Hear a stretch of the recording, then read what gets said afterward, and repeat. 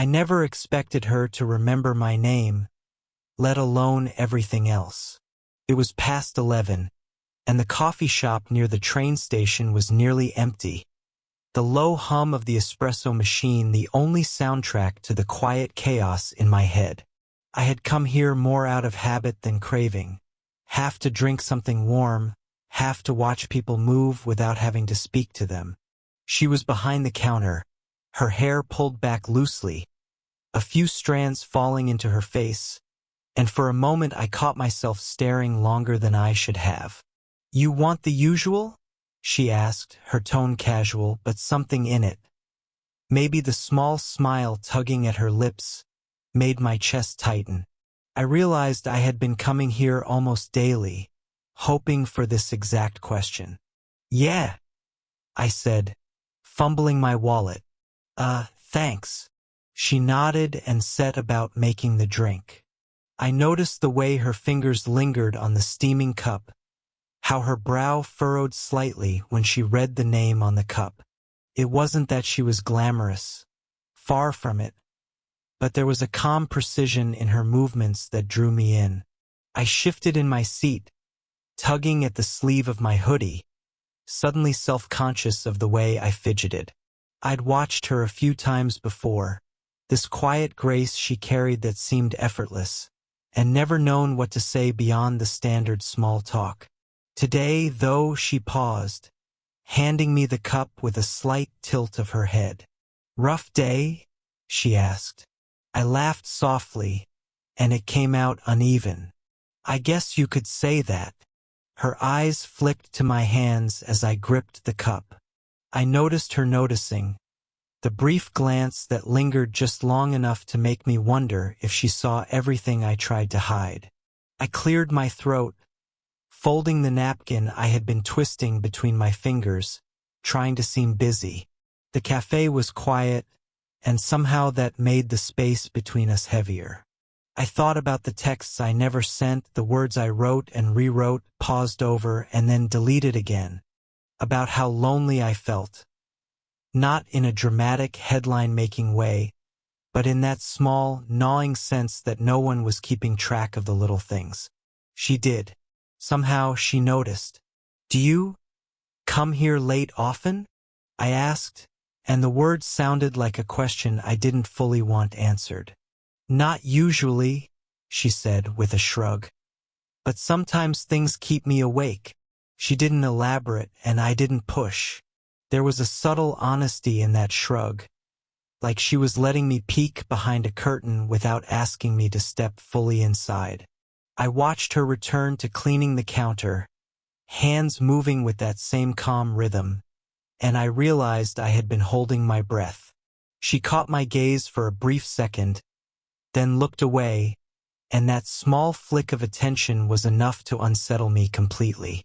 I took a sip of the coffee, almost too hot, almost comforting, and thought about the way she seemed to remember everything. My favorite cup, the way I stirred, the joke I'd made the first day I came here and that she still laughed at quietly. And then my phone buzzed, a number I didn't recognize. I flipped it open, expecting spam, wrong number, anything. Instead, a message. "Can we talk? I can't wait till morning." I stared at it, thumb hovering over the screen, heart doing something I didn't name. I didn't recognize the number, but somehow, somewhere, I knew it was her. The coffee sat steaming, forgotten. The napkin was still folded awkwardly in my hands, and I realized that tonight, ordinary as it had started, had just become anything but. The message sat on my screen for longer than it should have. I stared at it while the hum of the night pressed in around me, a quiet insistence that I answer. After a minute, or maybe 10, I tapped call. Her voice was soft, low, like she was trying not to wake the walls around her. "Hey," she said. "Hey," I replied, immediately aware of the slight tremor in my own tone. There was a pause, the kind that doesn't need filling. Then she said, I just needed to hear someone." Not to talk exactly. Just someone. I shifted in my chair, imagining her sitting cross-legged on a couch, one hand clutching a mug, the other resting on the armrest. I wanted to tell her I understood, that sometimes silence was enough, but the words felt clumsy. "I get that," I said finally, and then she did something small, almost imperceptible over the phone. She laughed quietly, a little embarrassed, about some minor thing she'd done at work that day. I smiled at the sound, my heart tightening in that familiar, inexplicable way. It shouldn't feel like this between us. She was more than the lines of my life should cross.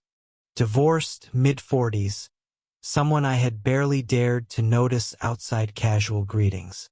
And yet, here she was, sharing these moments with me.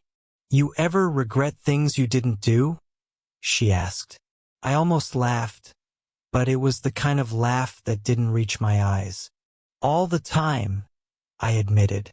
"Most of the time it's over stuff no one will ever know I wanted." She hummed. "Me too." And in that brief sound, a small bridge formed between us. Quiet, fragile, but unmistakable. I imagined her reaching for the tea she'd left on the counter, curling her fingers around it. I imagined myself sitting across from her, careful not to let the distance close too fast, careful not to let it matter that my pulse had picked up at the thought of touching her hand. The call ended too soon, each of us lingering in the silence that followed. But the next day, she was back at the counter, arranging pastries with the same deliberate calm. And when she looked up and caught my eyes, it was different. Not casual, not neutral. It was a gaze that remembered the half-whispered truths from the night before. She handed me a small cup of tea she'd made herself, a gesture so ordinary it could have gone unnoticed, but I felt it differently. The warmth seeped through my fingers before it even touched my lips. I wanted to say something, anything that made it clear I noticed, I understood, I cared. Instead, I just nodded, a small, awkward tilt of my head. "You look like you didn't sleep," she said. But the comment carried no judgment, only that soft, noticing tone that made the heart stumble. "Guess I didn't," I murmured. She smiled, and it wasn't wide, but it reached her eyes. A small, fleeting contact, her hand brushing mine as she passed me the tea, lingered far longer than it should have. My chest tightened. I didn't say anything. I didn't need to. I don't know why that moment stayed with me. Maybe because it felt like someone finally saw me. She was stacking mugs when I came in, hands wet from rinsing, the faint scent of coffee lingering in the air.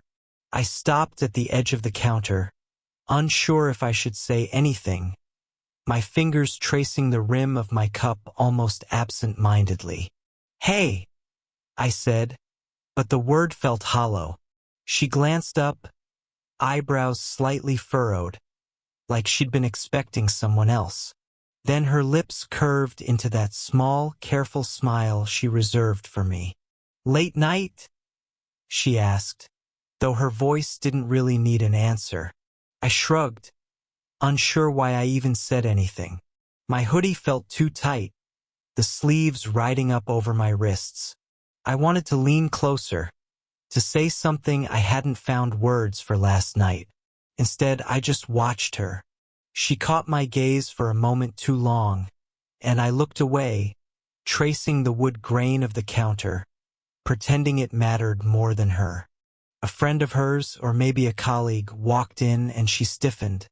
Her eyes flicked toward the door, then back to me, a small, almost imperceptible tension in her shoulders. I felt it too, a prick of something I couldn't name. "I'll be back in a sec," she muttered, and left me there, cup in hand.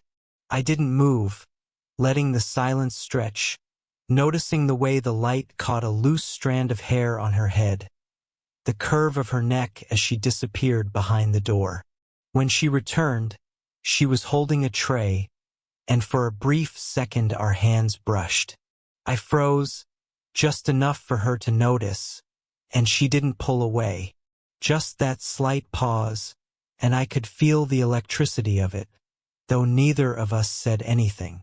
I caught myself imagining leaning closer, the possibility of touching her face, the way her lips might curve if I whispered something I wasn't sure she wanted to hear. My chest tightened, but I pulled back, shaking my head at myself. "Coffee's ready," she said, placing a cup in front of me. Her fingers lingered near mine for a fraction longer than necessary, a brush that made my pulse skip. I took a sip, careful not to stare. But the warmth, tea, coffee, her proximity was too much. I wanted to say something, but every word felt like it would ruin the moment. She laughed softly at something she'd read on the order pad, and I laughed too, unevenly, trying to mask the heat crawling up my neck. We both lingered in the space, and I noticed how small gestures now carried weight. The way she tilted her head, the way I adjusted my posture to seem casual. I wanted to lean in, close the space between us, and for a heartbeat, I almost did. Our eyes met, and everything froze. I could see the hesitation there too, the pull, the caution. A half step closer, her hand resting near mine, a breath too close, and then the bell above the door rang, and someone walked in. I blinked, pulled back slightly, the tension snapping just enough for reality to return. I looked at her, and she looked at me, and neither of us said a word. But the air between us had shifted. For a moment, I thought maybe we had been too close. Maybe we were still. We ended up on the park bench by the river, the streetlights casting long, wavering shadows over the pavement. She was quiet, hands folded in her lap, and I could feel the tension in her shoulders even through the distance between us. I had walked faster than usual to catch up, my hoodie damp with sweat, but it wasn't the exertion that had my chest tightening. "You didn't tell me you had a friend visiting today," she said, voice soft, almost tentative.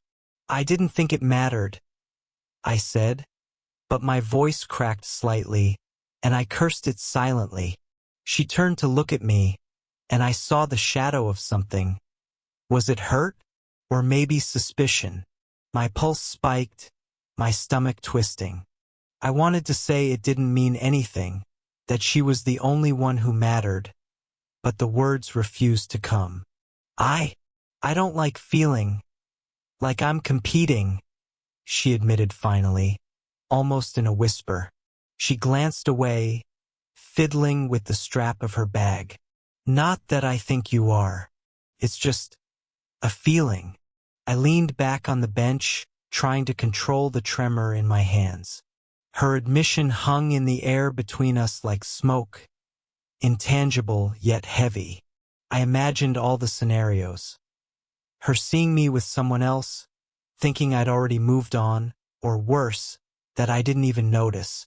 And I realized I had been holding my tongue too, letting her worry silently while I rehearsed lines I would never say aloud. I don't know why I keep showing up here," I said, almost to myself, staring at the reflection of the streetlights in the river. "I guess. Maybe because I hope you notice, or because you can't. I don't know." She shifted, leaning slightly closer. Our knees nearly touched, and I felt a jolt that had nothing to do with the cold night air. She looked at me, eyes wide but careful, like she was weighing the distance between us. "I think I like seeing you," she said softly, and then she laughed, a quiet, self-conscious sound, as if she was embarrassed to admit it even in the dark. I wanted to close the gap, to bridge the space with words or a touch, but instead I just exhaled, letting my shoulder brush hers by accident. She didn't move away, and neither did I. A leaf drifted down the river, catching the light. I realized how long we had sat there, side by side, saying almost nothing. Every silence now felt loaded with possibility. Every glance weighed heavier than it should. I wanted to ask something that would change everything, but the words stuck in my throat. Instead, I whispered, barely audible, "Do you ever wonder what this could be?" Her hand twitched near mine, a subtle, unspoken acknowledgement. And then she looked away, toward the dark stretch of the river, leaving the question suspended between us, unanswered. For the first time I felt exposed. Not in a dramatic way, just entirely, completely seen. And I realized that the next move, whichever way it went, would change everything. The next week, she didn't look for me behind the counter. She still smiled at customers, still moved with the same calm precision. But the small nods, the flickers of attention meant for me, they vanished. I found myself lingering at the door, holding my usual cup, scanning for a trace of her gaze, and there was nothing. I tried calling her once, twice. The phone rang, then went to voicemail. I didn't leave a message. My thumb hovered over the keypad more than once, but I couldn't. I couldn't risk the sound of her voice not reaching me. When I ran into her by chance, she was with someone, older than me, not me. Her laugh reached me first, light and easy, and I froze at the edge of the cafe doorway, pretending to tie my shoelace, as if I hadn't noticed. She saw me, I'm sure, and her eyes flickered brief, unreadable, but she didn't come over. I imagined the worst-case scenarios. She had decided this was a mistake, a bridge too far. Or maybe there was someone else entirely, someone she had never mentioned. Or maybe it was just me. I walked home slower than usual that evening, hands in my pockets, replaying every tiny interaction we'd shared. Every smile, every glance, every brush of her fingers against mine. They felt like echoes now, fragile, fading. Her silence became a kind of gravity. My apartment felt smaller. I found myself rehearsing conversations in my head, rewriting the words I would say if I saw her again. And each time the ending changed. Sometimes I leaned in. Sometimes I walked away, always unresolved. I went back to the cafe a few days later, hoping, fearing. Her seat by the window, the one she sometimes lingered near when I arrived late, was empty. The mug she usually placed there was gone. I sat down anyway, curling my hands around a cup I didn't want, pretending to read a book I had never picked up. Part of me wanted to text her just to break the silence, but I didn't. Instead, I left the phone face down on the table. The blinking notification light was like a heartbeat I couldn't catch. I thought about all the things unsaid. Her divorce, her past, the way she carried herself with invisible weight. My own hesitations, my inexperience, my fear of crossing a line we both knew existed. None of it was dramatic, just unfinished. And then I remembered the last thing she'd said to me by the river.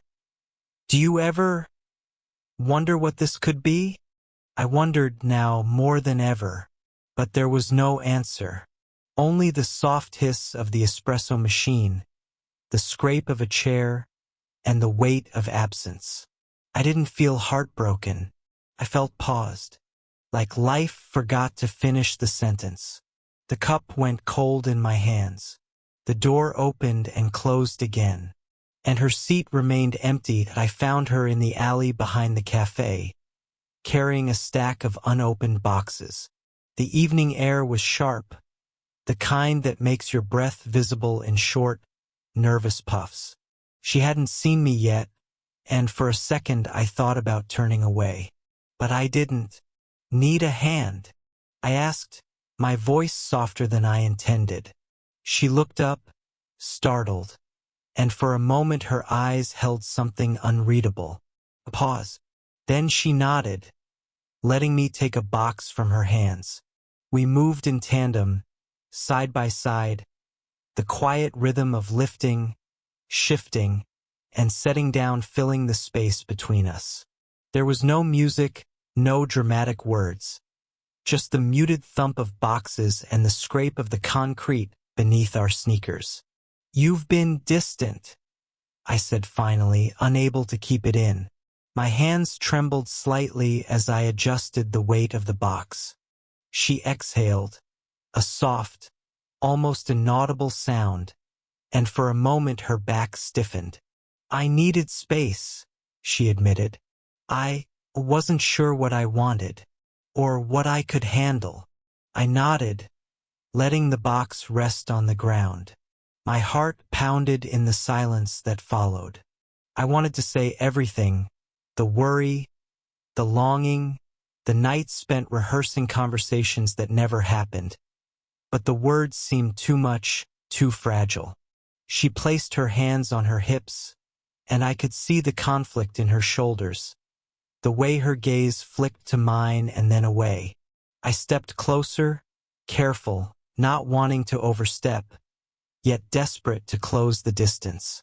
"I didn't know if I could reach you," I whispered, "but I kept hoping." Her eyes softened, and she tilted her head slightly, a gesture that carried more than a smile ever could. "You don't have to promise anything," she said, voice low. "Just be here now."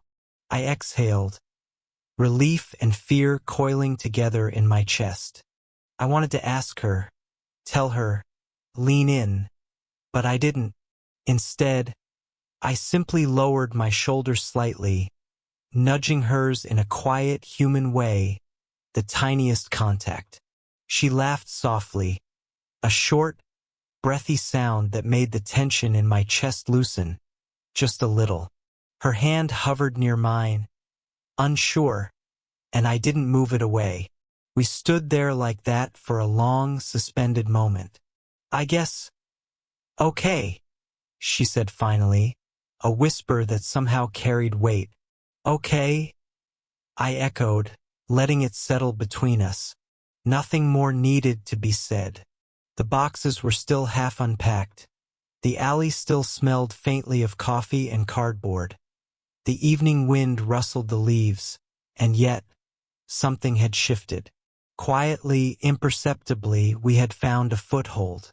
A soft, tentative connection. Not a promise. Not a declaration. Just presence. And for now, that was enough. Weeks passed, though I didn't mark them by calendars or alarms. I noticed the little rhythms instead. The way she arrived at the cafe just before 8, balancing a thermos in one hand, her keys jangling softly. How I'd sit at my usual spot, black coffee in hand, pretending to read a book while actually watching her move through her morning routine. We fell into something quiet. Not perfect, not scripted, but steady. A nod here, a fleeting glance there. A shared joke about a customer who always asked for extra foam. Our words remained cautious, but the silences between them became comfortable, like worn-in benches we returned to without thinking. I remember the park bench by the river, the one where our confession almost broke the world and didn't. We went there again one Saturday morning, teacups clutched in hands that no longer trembled. She laughed at something minor, and I realized I could finally breathe around her, fully, without rehearsing words or worrying about the distance between us. Sometimes I still caught myself pausing mid-step, remembering the empty seat at the cafe, the message unsent, the hand I didn't touch. Those moments no longer hurt. They were reminders of how fragile and quiet desire can be, how easily it can shift if neglected. Our connection wasn't sudden. It wasn't cinematic in the way movies promise. It was in the little things. Her noticing my favorite pastry without me asking. me bringing her a mug of tea exactly the way she liked it. The brief brush of shoulders that didn't startle us anymore. Those small gestures carried weight because they were earned. She still had her life, her routines, and I had mine. We didn't merge completely, didn't erase the past or pretend the age difference didn't exist. But there was a space between us now that was safe, warm, a space we chose to occupy together. I found myself smiling quietly, not for anyone else, but for the feeling of finally being seen. She looked over, caught my expression, and gave me the faintest nod, just a tilt of her head, like she knew exactly what I was thinking. I didn't need to say it. Evenings sometimes found us back at that alley behind the cafe, moving boxes or laughing at small mishaps. The world felt ordinary, messy, and real, and in that ordinariness, I realized that we had reached something rare, a connection that survived hesitation, doubt, and near misses. I think about that first midnight call, the one that exposed everything and nothing at once. I think about the park bench, the near confession, the cups of tea and black coffee, the silence that spoke louder than any words. And I smile because we made it here. Not in a rush, not in spectacle, but quietly, carefully, and together. And maybe that's the only kind of love that lasts. Not announced with fireworks, not framed in perfect lines, but remembered in small gestures, soft glances, and moments only we understand. If this were a YouTube video script, the closing line could be, "Did this story stay with you? What kind of quiet, real love stories do you want to hear next?"